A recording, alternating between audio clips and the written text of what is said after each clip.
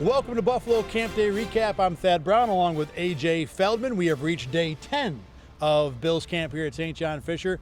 Early morning practice, no fans scheduled. There were some VIPs here. Practice moved up an hour from 9:45 to 8:45 because of the fear of some storms in the area. Did rain for about 5 minutes during practice, but no big deal, and really no storms afterward. We could have gone at the normal time, but kind of glad we didn't because everybody gets to be done early a little bit today.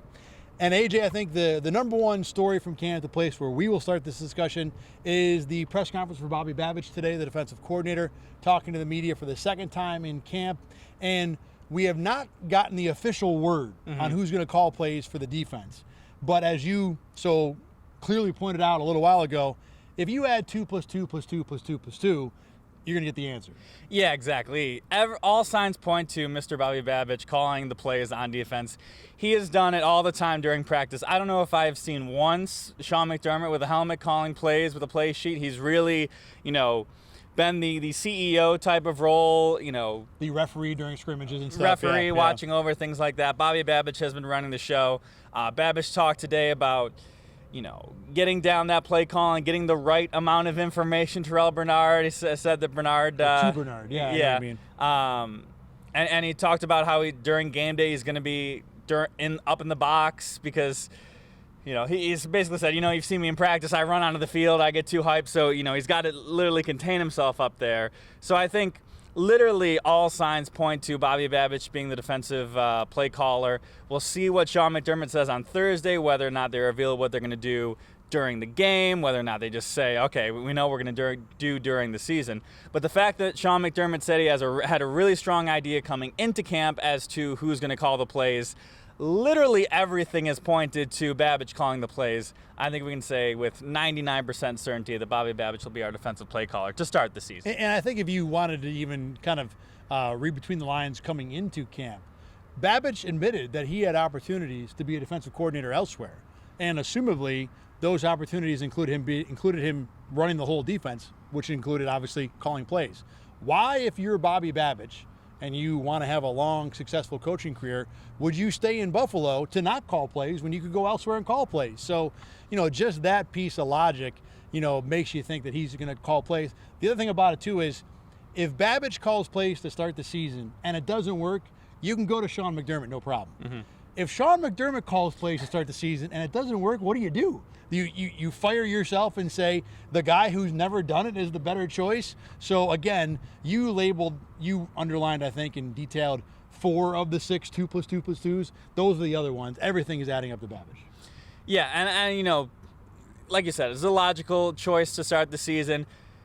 Will Sean McDermott take over at some point? Will he chime in on big plays, big play calls? We don't know. That's his job as a head coach, though. Exactly, yeah. Yeah. So Bobby Babich seems like it's his show to start. And Terrell Bernard was talking during his press conference a little bit about, just the fact that, Babich has dealt with all kind of levels of the defense. He sees it in so many different ways, and it's almost kind of information overload because he's like, okay, pointing out things that all the position groups are kind of doing here. And so it's going to be a balance that they work out there, but it just kind of highlights the knowledge that Babich has of this defense from top to bottom. Let's talk for a minute about what the Bills will do in this preseason game on Saturday, this first one, maybe the whole preseason if you want. Sean McDermott usually is pretty forthcoming about who's going to play. He won't do it down to the actual snap count. But if Josh Allen's playing, we're going to find out on Thursday. I think, and I've thought for months, that this Bills team, with so many changes both sides of the ball, new coordinators, at least new from last preseason, new center, new receiving core, new safeties, there is a lot of need for these guys to get reps and get reps at game speed, or whatever we want to call preseason. So if it were me, I would have the starting units on the field for this game Saturday against the Bears, at least for a series, probably 2. I don't know if Sean McDermott will do that. He has tended to lean on the side, I'm going to play my guys at least a little bit in the preseason. I think we will see Josh Allen and a lot of the defensive starters, not Von Miller, I'll play on Saturday. Yeah, I think that's true, especially in these early preseason games. You'll probably see them more. I could very also see the first team going out more just without Josh Allen. Maybe Josh Allen, the full starters, get one series, and then you leave everybody else out there for 2 more series, but with Mitch Trubisky running the show. There's so many different pieces that need to get worked in there, but I can still see McDermott, Bean, and the brain trust being going, okay, let's give them a lot of run. But we think Josh Allen can kind of figure things out himself. We don't need anything crazy going on in the preseason. I think that's a really good call. I think that makes a lot of sense. You give Josh Allen a series and then, let Keon Coleman, let Curtis Samuel maybe to a lesser degree, Connor McGovern, if you want him to be able to, call out defensive fronts and snap the ball at the same time. I think doing that a little longer than having Josh Allen in the game makes a lot of sense. And they could very well play this by ear. I think it might have been 2 years ago. It was the Chicago or the Green Bay game, something like that. I think it might have been Green Bay. And it seemed like this was going to be the game that they played their starters. First team offense went out there, marched down the field, Looked great. Looked great. If it didn't go that well, I think we probably would have seen them more. But because they were so effective, I think they only got one series. And, they'll probably do something like that as well. Want to go back to another thing Bobby Babich talked about today. There was a question about, with Leonard Floyd gone, does a guy like Greg Rousseau have to step up and have more of a role in the pass rush, more, basically collect more sacks? And the way Babich answered it was fascinating because he said, I'm never going to tell a guy we need you to do this. He said, well, the first thing we're going to do with a guy is sit down and say, what do you want to do? What do you want your career to be?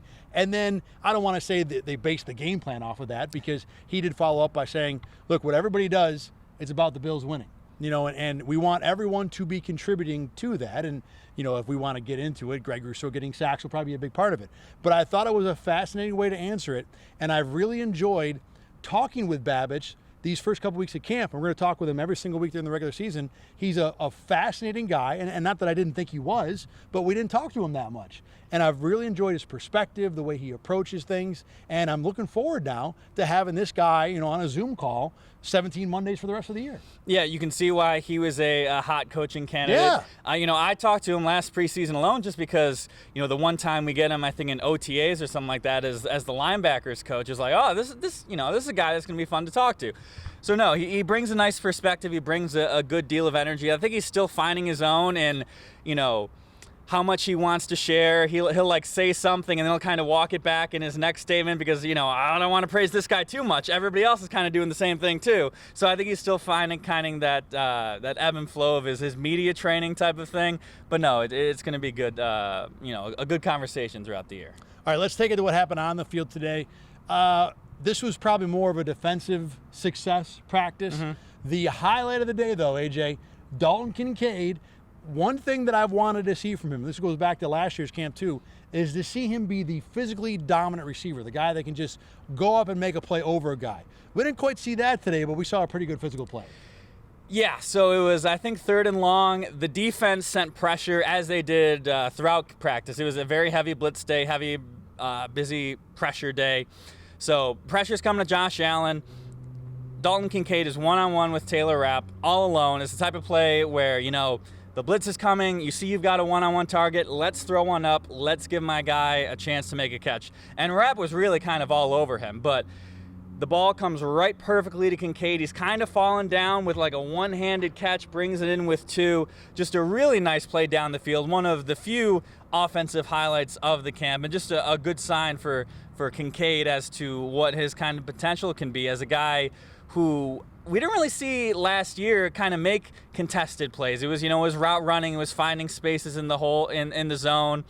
Really he's got a guy draped all over him. He made this catch. That's kind of been Dawson Knox's territory in past years. A good sign for him today. If the Bills can have 2 of those, Keon Coleman did it yesterday. You put him and Kincaid in the red zone, and obviously that's the ideal for the Bills, is to have both of those targets being guys that don't need to be open to be open. Coleman proved it, and I think Kincaid certainly took a step towards that today.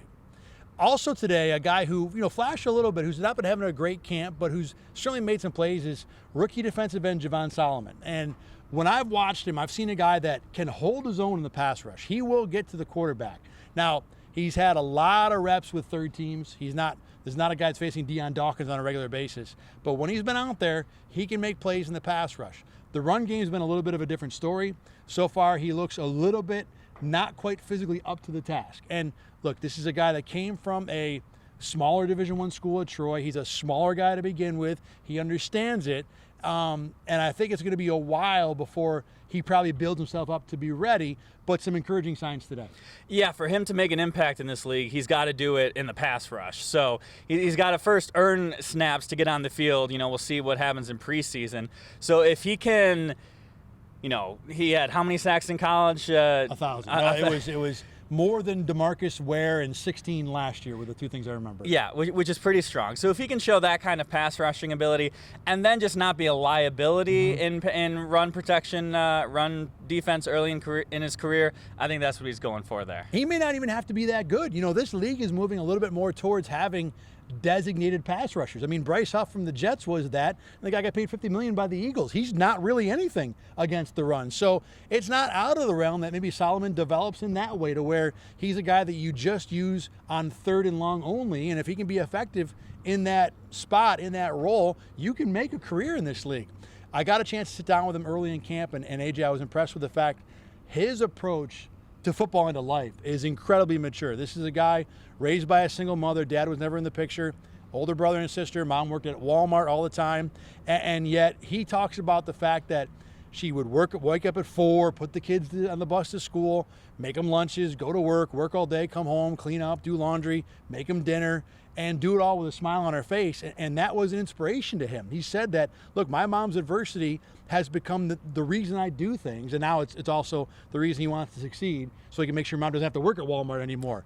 But the way he views life and understands the important things, more than did I get a sack today, did I get a tackle, I was really blown away by how mature he is mentally for a kid who's right out of college. Yeah, and that was seemingly a priority from Brandon Beane going into this draft. Getting leaders, getting captains, things of that nature. Cole Bishop, Dwayne Carter, and certainly Javon Solomon fits that mold as well. You'll see more on Solomon tonight on News 8 and RochesterFirst.com, my full story on kind of his origin story, how he got to the Bills. It's fascinating beyond that in terms of how he figured out how to be a elite sack producer in college as well. So that's tonight on RochesterFirst.com. All right, back to today's practice. Tyler Bass, solid day. He had a miss last time he was out, 5 for 5 today. I had him, 33, 41, 44, 46, and 51 he made him on. Then made another one, I think, later on. Yeah, about there. I won't correct you too much on those. Right. The yardages are close. So, yeah. But, Bass, we talked a little bit about it, coming off the miss to close the season, had troubles down the stretch last year, did miss a long one last practice. Today was 5 for 5. Yeah, another good sign, another good day. I mean, we won't really be able to close the book on Tyler Bass on this until he makes a playoff game. A playoff game or a big, last-second kick, something of that nature. But, there was a potential that he had things in his head. He comes into camp. He had some rough spots in OTAs. But right now, it doesn't seem to be any hangover from a tough start to the season last year. Bills have gone at the end of practices this year doing a lot of their one-on-ones at the end of practice, which I think is unusual. And actually, you might want to ask Sean McDermott why he made that adjustment. But it does allow us to, watch a little more of competition and guys going head-to-head, which, is the best part of practice. Give me your take today on the wide receiver DB one-on-ones, and then I'll talk about O-line, D-line. Kind of two players who more or less stood out. Keon Coleman had a good session, won 3 out of his 4 reps. He only caught 2 of them. The one he completely toasted Cam Lewis, and Josh Allen underthrew him. So Josh kind of took the blame on that. So, one thing to note there. And also Jamarcus Ingram, 4 for 4 with an asterisk. 2 of them I thought probably maybe could have deserved a flag, but in that type of drill that we've talked about before really favors the offense. You can kind of give them a little bit of leniency on the grabbing and things of that nature. So another good session for Jamarcus Ingram, who's stacking some pretty good days together. Yeah, Ingram has really had success in that drill as well. A guy who's fighting for a roster spot and looked pretty good so far. I mean, he's definitely fighting for a roster spot, but I don't know who else I would think to give that 4th cornerback spot to at this point. So. Yeah, there has not been anyone else who stood out. I did a 53-man roster projection. I think Daquan Hardy probably has a roster spot for his return ability. Sean McDermott talked about the fact that the reason they drafted him is to be a return man, but that's a corner who's making the team, so you would essentially think he's going to fill some sort of corner role, so you take him plus the 4 top guys, and that might be the whole depth chart at corner. Yeah, but the thing is, there's so many guys who are on this roster for kick. Not so many guys, but there are a handful of guys who are on the roster right now for their kick returning prowess. So I think one of them is going to have to pop in training camp preseason to prove that they have earned that. Well, let's see. We're talking about what? Ray Davis has been on kick return. Ty Johnson, whenever he's healthy. KJ Hamler as well. Andy Isabella. So that's Andy Isabella, by the way, got injured today in practice, carted off. A weird situation. Was he actually carted off? That's what I was. That was a report, I should say. So reportedly carted off. Don't know the seriousness of that. I don't know if Andy Isabella makes his team at all, frankly. Yeah. Even as a kick return guy. But back to that discussion. Johnson and Davis are making the team anyway. I don't think KJ Hamler is making the team right now. Could it be Hamler versus Hardy for the last spot? I could see it, but they have options at receiver. To your point, more so than they have a corner. Yeah, so he's probably got the leg up at this point. I mean, they did invest with not a high draft pick, but they did spend a draft pick on him. So it might be his job to lose, I guess. O-line, D-line, nothing really big jumps out. I do want to say that Cedric Van Pran-Granger had a really nice rep with Eli Anku, really good battle. And for Van Pran-Granger, hasn't been a super camp. He's spent a lot of time with the third team. In one-on-ones, I've seen him, I want to say, lose more than he's won. He has not impressed any stretch. So a good rep for him today. I think as a fifth-round pick, you want to allow him some runway to develop. But it feels like the Bills would have wanted less runway that's been needed. Alec Anderson and Will Clapp are the guys who've taken most of the snaps at number 2 center. So I would sit here and tell you right now, even though he was a fifth-round pick, I don't think Van Pran-Granger is a lock to make this roster. I think he probably does, but it wouldn't stun me if you told me right now he doesn't make this team. And he was a guy coming into the season, coming out of the draft, that people saw, it's kind of a value in that fifth round. He had pedigree, starting a lot at Georgia. People were kind of thinking as they do this center shift with Connor McGovern, okay, they're going to try this Connor McGovern center for this year. Next year, Cedric Van Pran-Granger, he's going to turn to the next Osiris Torrance. He's going to be a consistent guy for next season. And okay, now, we're going to shift McGovern back over and Van Pran-Granger is going to be our guy. Let's pump the brakes here. It's not turning out to be that way at all at this point. You don't have to just pump the brakes. You can totally jam on top of them and stop the car on that one. It's going to be a while before I feel like he's a guy that's ready to play regularly in the NFL. All right, time for our turkey burgers. These are the players who made either notable plays or had good days. I will go first today.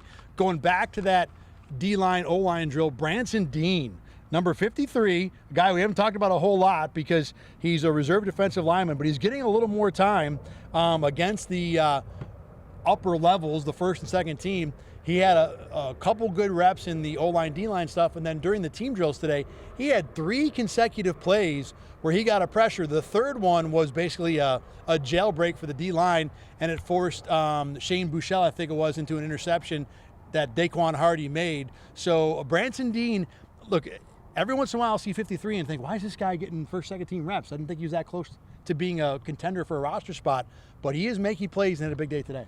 Yeah, kind of reminds me of the roles that Jonathan Kingsley has played, or Kingsley Jonathan has played in camps past. Right. A solid guy, seems to be in the right place at the right time, and eventually he kind of, worked himself into some regular opportunities. The difference between Dean and Jonathan is that Jonathan looks like an NFL body.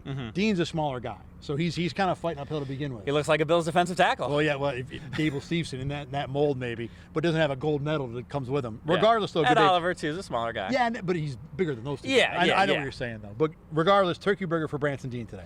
I'm going to give one to Dalton Kincaid for the play we talked about, of course, before you make the offensive play of training camp, you get a turkey burger. Pretty easy method there. Von Miller, turkey burger today. Didn't do a whole lot top to bottom, but he had one rep where he just left Spencer Brown flat on his belly, forced an incompletion. And we've talked about this a couple times before. With defensive linemen, you got to win all your reps. If you get 1 sack a game, that's 17. That's a ridiculous year. He had one good rep today, forced an incompletion. That, to me, is worthy of a turkey burger. I'm going to go to Cam Lewis. He had a really strong start to team sessions, kind of back-to-back plays, made a great play on Kincaid, made a great play on Marcus Valdez-Scantling, a guy who has had more opportunities with the safeties injuries, and for the most part, he's taking advantage of them. Turkey burger for me for Ryan Vandemark, the reserve tackle. Been playing a little right side and left side. He was a left mostly last year. Couple good reps again in O-line, D-line. He's been holding up nicely the last couple days when he does get some first-team opportunities. Bill's actually rotating. Deion Dawkins out just a little bit. Vandemark looking good, as you would hope to see from a backup tackle. And I guess I'll give one more to my guy Zach Davidson. Had maybe the second best highlighted training camp for today. Deep play down the left sidelines. Mitch Trubisky heaved it up there to me, was wide open, made the catch 2 feet in bounds. The defensive backs kind of disagree with that 2 feet of bounds call, but the refs gave it to him, and Zach Davidson continues to make plays. One more for me to the Fisher Grounds crew, because Bill's media relations director, Derek Boyko, pointed out today that today was a no fans day. And normally the reason the Bills do that is because they want to use the side field for a day and let the main field kind of recover. So when the team is over on the side field, you can't have fans in the stands. They can't see anything. But today, even though there was no fans, the Bills used the main field like it was a normal day, and that's because the field has been that good this year. So give the grounds crew credit for having this field ready to go. I think it's been a good spring and summer for growing stuff around here, but regardless, credit to the Fisher Grounds staff for that. Yeah, and I don't know if we talked about it here on the podcast, but that first day of camp seemed a little shaky in the end zones there, where a lot of people were slipping and things were flying up, but no, it has been a good training camp for the field so far. All right, that's all for us today. Bills will have a day off tomorrow on Tuesday, Wednesday and Thursday, and then we're done here at Fisher for this season. As always, you can watch and listen to Buffalo Campday Recap at rochesterfirst.com. You can go to 8 Sports Extra and find us there every single time. We're on YouTube. We're also wherever you find your podcast. For AJ Feldman, I'm Thad Brown. We'll see you again on Wednesday from St. John Fisher. Thanks for watching and listening once again.